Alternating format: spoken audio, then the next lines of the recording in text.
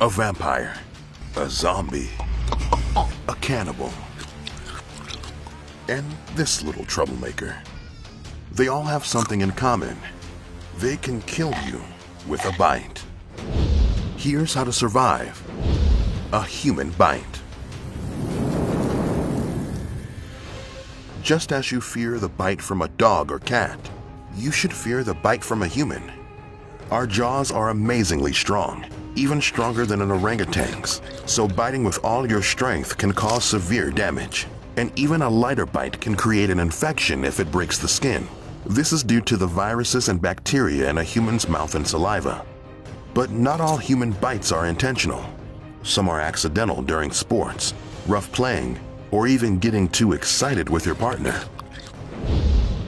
How could a human bite kill you? How can you tell if a tendon or nerve has been affected? And who has a higher risk of getting an infection? According to the American Academy of Orthopedic Surgeons, human bite wounds cause about 1/3 of all hand infections. And a deep bite can leave a scar, cause permanent nerve damage, or even kill you. Here's what you can do to survive if a human bites you. Step 1. Babysitters beware. Biting is more common among young children, so if the child you're taking care of is curious or frustrated, they could take it out on your fingers. You can try and distract the child with a toy or book. Also give them something designed to be bitten or chewed, and see if they're hungry. If nothing else works, put on some oven mitts and wait for the child's parents to arrive. It's their problem now. Step 2. Protect your neck. Hands or feet bites can be very painful and dangerous, but a severe bite to the side of your neck can kill you in seconds. This area contains the jugular vein, which drains the oxygenated blood from your head and face, and the carotid artery supplies oxygenated blood to them. If the carotid gets cut, you can bleed out in less than half a minute. Now you know why vampires go for the neck. Step 3. Play with caution. Contact sports and playground games can lead to accidental bites or closed fists making contact with another person's teeth. And sometimes, it might not be accidental. Professional football player Luis Suarez gained a bad reputation after biting his opponents in 3 games.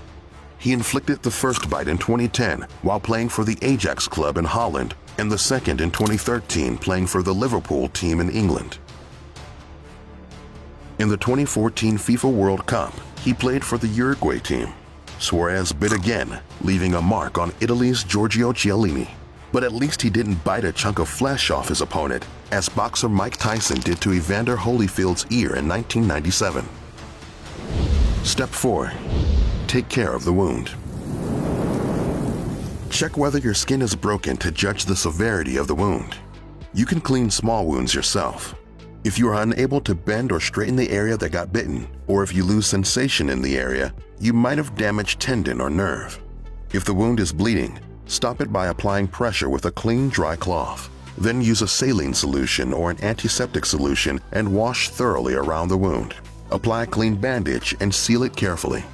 If the area develops pus, is red, or feels hot, you need help. Step 5. Get checked. It's always a good idea to get a bite wound checked. You're most likely to get an infection if you get bitten on your hand, foot, face, or scalp. Take medications that suppress your immune system, or if you have diabetes or vascular disease. And be extra careful if you're over age 50. Rush to the emergency room if the bite does not stop bleeding, or if you don't know the person who bit you. You might need to take antibiotics to treat soft tissue infections, but you should be okay if you get treated early. You survived being bitten by a human, but there are a lot more dangerous bites out there, like a crocodile's for instance, which is 50 times stronger than a human's. Think you could escape if these powerful jaws latched onto you? Find out here on How to Survive.